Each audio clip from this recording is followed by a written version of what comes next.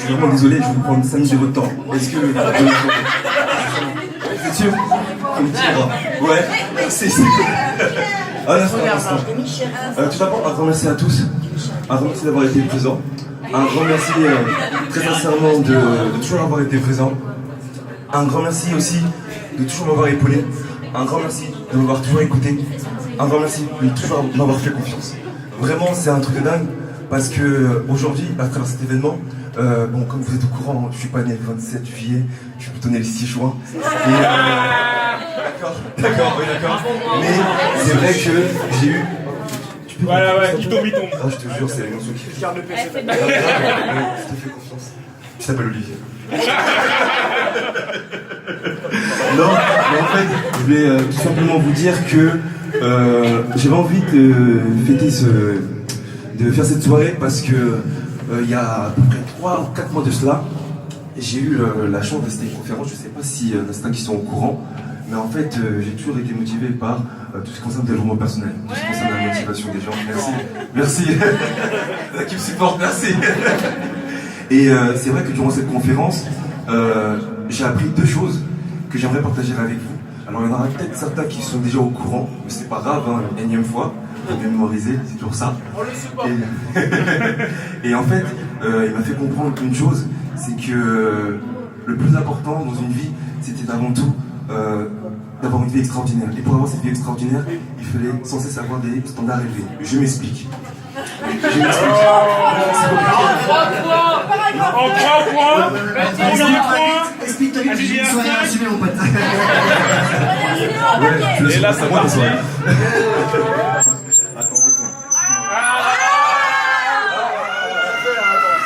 Fais pas trop de l'ensemble, s'il te plaît. Ça va harcèlement. Oh putain, c'est quoi ça? Non, ça avec Alpin. Non, mais là, c'est fini pour moi. Mais il a pas de pitché là. C'est parti là. Présentation orale. Là, c'est le rattrapage.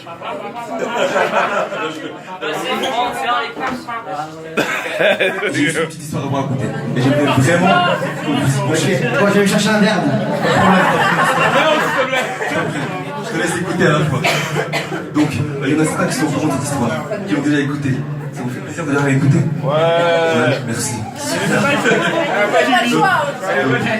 Donc j'aimerais vraiment que vous y pensiez, juste comme ça, hein. Bon, certains reprendront le travail demain, donc ça va les aider. Donc j'aimerais que vous pensiez au sens sur toute cette histoire. D'accord? Oui? Merci, merci. Ok. Donc en fait c'est l'histoire d'un jeune garçon. Un jeune garçon qui travaillait dans un cabinet d'architecte. Un jeune garçon brillant, et il travaillait aussi avec un incroyable designer. Et un architecte et designer énormément respecté, vous voyez. Et ce jeune architecte avait ce jeune prodige comme apprenti, et il était sur le point de prendre sa retraite. Il était dans le milieu depuis très longtemps, et donc il alla voir son apprenti et lui dit: en fait aujourd'hui j'ai vraiment besoin que tu me rendes un service. Je prends ma retraite et je veux une magnifique maison en fait, mais je n'ai ni le temps ni l'énergie. Et j'aurais vraiment besoin que tu me rendes un service, mais un gros service, toi qui es mon apprenti. En fait, aujourd'hui, tout ce que je t'ai appris, tout ce que je t'ai enseigné, j'ai besoin que tu mettes toute mon application. J'ai besoin que tu construises cette maison pour moi et pour moi seul. Et maintenant, écoute, ce que je veux que tu fasses pour moi, à la différence des autres projets que nous avons fait ensemble, je ne veux pas te superviser. Je veux vraiment que tu te fasses cette maison tout seul, de fond en comble. Ok? Maintenant, je te laisse carte blanche. Et ne t'inquiète pas pour le budget, dépense autant que tu souhaites. Achète ce que tu veux et tout le matériel dont tu as besoin. Je m'en fiche, écoute. C'est la maison que j'aurais pu finir, alors j'ai besoin que tu t'investisses à 200% dans ce projet. D'accord? Ok. Donc, je vais à la campagne, je ne pourrai pas te donner d'indication et je ne te superviserai pas, comme je te l'ai dit. Tout dépend de toi, tout repose sur toi. Alors l'incroyable designer s'en alla, cet architecte énormément respecté. Donc cet homme qui passait des années et des années à travailler, qui réalisait des magnifiques demeures pour des artistes et des hommes d'affaires. Donc cet homme, il était respecté, le meilleur des meilleurs. Mais il savait que son apprenti avait des compétences, t'inquiète, je fais vite. Il savait que son apprenti lui succéderait.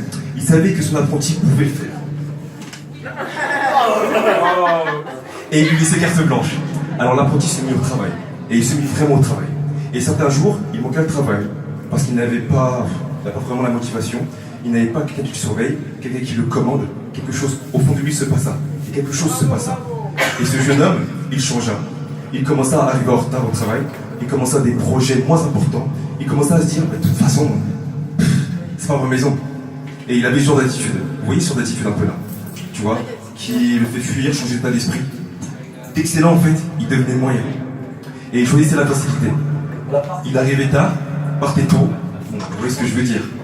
Et il prenait des raccourcis, des vrais raccourcis. Il devenait négligent, il ne prenait plus au sérieux ce projet. Et quand il a terminé, même s'il a pris 8 mois au lieu de 6, il a finalement bouclé ce projet. Eh bien, je vais être honnête avec vous tous. Quand l'incroyable designer, cette personne pour qui on avait construit cette maison, en voyant cette maison, il aurait dû dire super mon gars. Franchement, c'est la meilleure chose que tu aies jamais faite. Mais il était plutôt là, en train de regarder la maison, tournant autour, en ne disant rien. Il se contentait de regarder la maison et il avait au fond de lui que c'était les moyens. Et il savait que c'était insuffisant. Mais il ne disait rien. Au final, t'inquiète pas mon ami. Mais au final, le jeune homme ne pouvait pas le regarder dans les yeux. Il attendait et se demandait que va-t-il dire à propos de la maison. Parce qu'il savait qu'il ne s'y était pas impliqué à 100%. Et il bouleversa le jeune homme et il dit au jeune homme, voilà les clés. Et le jeune homme lui répondit, mais qu'est-ce que vous voulez dire lui? Voilà les clés de ta maison. Ce que tu n'as pas réalisé, c'est que tu n'as pas construit ma maison. Tu étais en train de construire ta maison. Et le jeune homme était bouleversé. Et pourquoi? Parce qu'il savait que ce n'était pas investi à 200%. Il savait qu'il n'avait pas fait tous les efforts possibles. Il savait que c'était moyen et pas super. Il savait qu'il avait été négligent. Il savait qu'il avait pris des raccourcis. Il savait qu'il n'avait pas utilisé la meilleure façon de faire, les meilleurs matériaux possibles. Il savait qu'il n'avait pas fait appel aux meilleurs ouvriers. Et ce que dit le designer au jeune homme, c'est ta maison et tu l'as construite. Donc tu l'as construite et maintenant tu dois vivre dedans. À chaque décision que vous prenez, vous vivez de celle-ci. Chaque effort que vous faites, si vous faites des choses moyennes, vous ouvrez une vie moyenne. Si vous faites des choses moyennes, vous faites des choses moyennes dans votre vie. Est-ce que vous avez compris? Tu vivras tout ce que tu as construit. Dans chaque décision que tu prends, tu l'as construit. Et à chaque raccourci que vous prenez, vous la détruisez. Chaque fois que vous êtes négligent, vous la démolissez. C'est votre vie. Et tu dois vivre dedans. Alors, vous qui me lisez à l'heure actuelle, faites-moi cette faveur, s'il vous plaît. Non, arrête.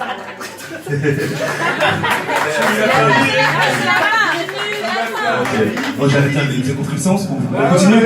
Allez, vas-y, ok. Vous savez quoi en fait? Concrètement, vous allez tout perdre. Vous allez tout perdre, votre maison, si vous restez moyen. Vous allez perdre votre famille, vous allez continuer d'être moyen. Vous allez perdre votre boulot, vous allez si vous restez moyen. Parce que personne ne va être moyen au fond. Merci à tous.